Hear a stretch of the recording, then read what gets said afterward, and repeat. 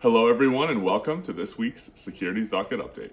For our first story, crypto exchange Kraken announced publicly the other day that the SEC agreed in principle to drop its charges against the company. This decision marks a major turning point in the U.S. crypto regulation, and the SEC, which previously charged Kraken in 2023 with operating an unregistered securities exchange, broker-dealer, and clearing agency, has now agreed to dismiss the charges with prejudice, meaning that it cannot be reopened. For our second story, the General Services Administration has announced its plan to cut leases associated with the SEC's LA, Chicago, and Philadelphia regional offices. While some see this as an inevitable shift in the greater kind of context of cost cutting and the rise of remote work, others warn that eliminating these physical office spaces may weaken the SEC's enforcement capabilities and presence within these jurisdictions.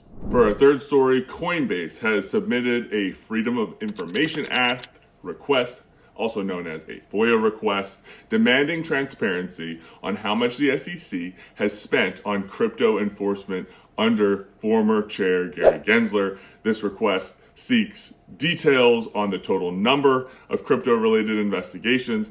For our fourth story, we address the backlash that the SEC is facing over its crypto enforcement so-called regulatory reverse sweep, a term coined by our own Bruce Carton in our daily newsletter earlier this week, was picked up by John Reed Stark, former SEC enforcement attorney, who argues that really, this decision by the SEC to dismantle its crypto enforcement program is somewhat irresponsible and signals open season for fraudsters in the space.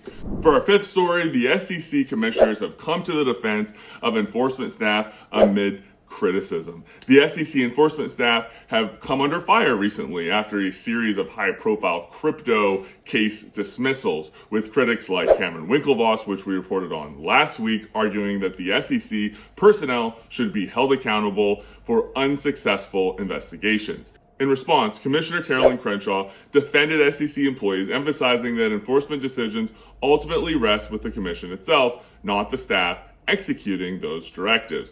Commissioner Hester Peirce echoed that sentiment, arguing that the blame or credit for SEC actions belongs with the commission itself. Well, that's it for this week's Securities Docket weekly update. I'm Braeden Anderson. Thank you for spending this time with us.